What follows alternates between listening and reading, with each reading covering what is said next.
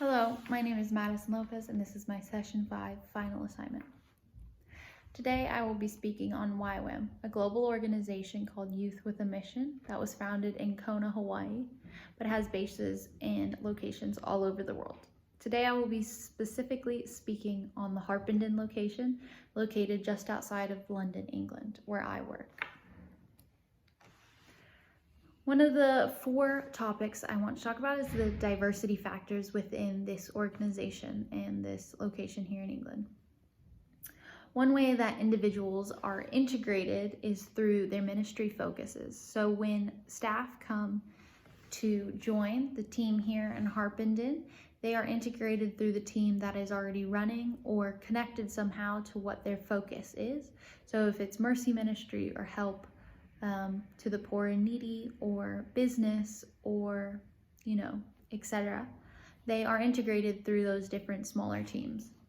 And we also have staff meetings where the whole base comes together weekly to discuss what's going on.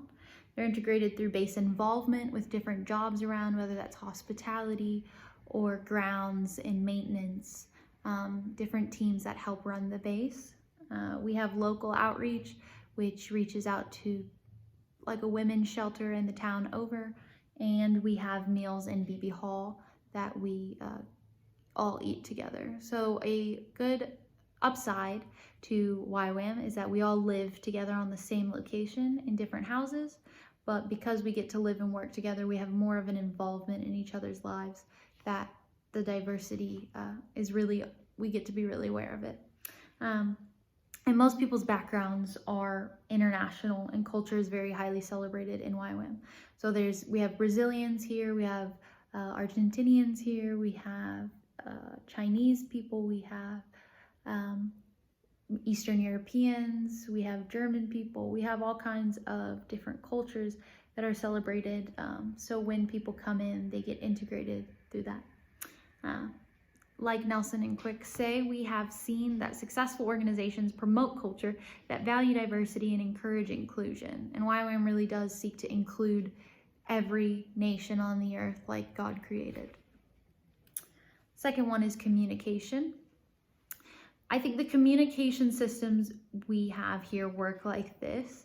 The leadership team members communicate decisions made through staff meetings and emails.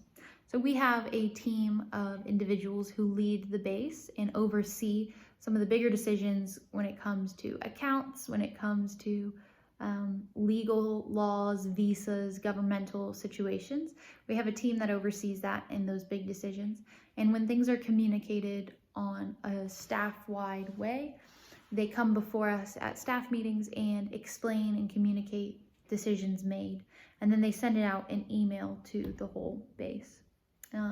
And then if we go into smaller teams, it's usually the same way, kind of communicated through meetings, communicated as a group in front of everyone in the light, so that everyone's on the same page. And I think that communication could be improved in the decision-making process through being more open in the decision-making, being transparent with the why behind the decision. For example, we had a staff meeting one time where they came and told us, leadership team came and told us that they were creating a moving forward meeting, a moving forward team that would be consistent of elders in the community who would process how to move forward this organization forward after COVID and after times of just changing things. But we had no idea this was coming as a staff, and we had no say in who was involved in the team.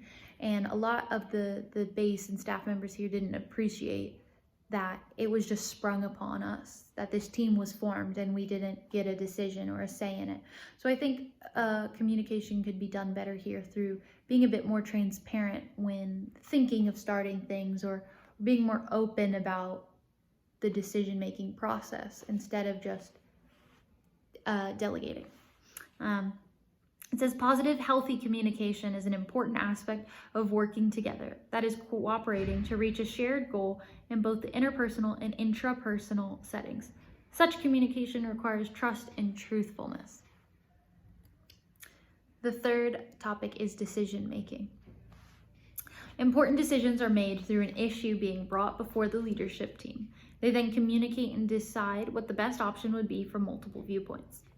So when decision is made here, that same leadership team I told you about, they get together once a week and discuss certain topics and issues that need to be. So whether that's different organizations want to come and use our property, or a new person wants to join staff here, come live here, they want to host an event, we ourselves want to put on an event, or we want to take staff to another country, stuff like that. Once a week they get together and discuss these things. So the decision-making process is put through a group of individuals. It's not just one. And this group of individuals is from all different nations and countries. There's Brazilian, there's an American, there's a Swedish guy, there's a British guy. So decisions are brought to the table and chewed over through many different viewpoints, cultures, standings. And then they get delegated to the community. And I think with that and their cultures being so different, so different perspectives, cultures, and viewpoints bring a positive conflict to the process. I think as I assist one of our base leaders, I've heard many times that there are people that don't agree, but they are able to ask each other questions. They're able to say, tell me why you think like that, because I don't think like that. Tell me what it is that drives you to make that decision. Is it more people or is it more task? And I think with a group of many different personalities and perspectives, some being more task-oriented, others being more people-oriented, they're allowed to arrive at a decision that they've all wrestled over. And the conflict of thinking differently than one another really brings a good decision to the table. Recent research examining the effects of cultural diversity on decision-making has found that when individuals in a group are racially dissimilar, they engage in more open information sharing, encourage dissenting perspectives, and arrive at better decisions than racially similar groups. And I think that's exactly what our leadership team goes through in a process of making decisions. And lastly, leadership. I think a leadership model that I have seen throughout YWAM globally and individually in this base is kind of a middle of the road management. Not that people are laissez-faire, but I think YWAM is a very individualist organization. So it allows every person to be their own leader and allows every person to follow the call of God over their lives within the group and within in an individual life. But I think we do a lot of just making it work so that other projects can happen, other things can come about. And I think I see a lot here in Harpenden specifically. Everybody has their own team and everybody does what they're good at. And they kind of stay middle of the road. As long as it works and as long as it's working, it doesn't get changed much. And I think that's very British culture, very an English thing. As long as they're following the laws, following the rules, and they're doing what works and they get good results, it stays that way. But yes, I think YWAM operates on a leadership of the individual and giving everybody the freedom to be an effective follower of Christ and a leader onto themselves. And so that biblical truth is what the organization is founded on. And as a global organization in our individual location, all values are biblical values. They have 18 values that the company is run on, and all of them mirror Christ, like valuing the individual and valuing the family, to know God and to make God known. And our goal is Matthew 28:19 through 20, to go into all the world and make disciples of the nations and see that they obey what God has commanded. Effective leaders not only control the future of the organization, but also act as enablers of change in an organization. And I see YWAM pushing each person to be an effective leader. Some recommendations I would have is to be more intentional in relationship here on the base, involved and integrated in each other's lives, to really wrestle and push one another into better leadership. And I would say to give feedback in work.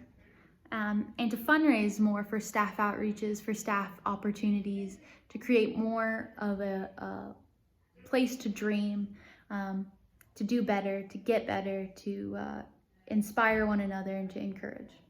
Thank you.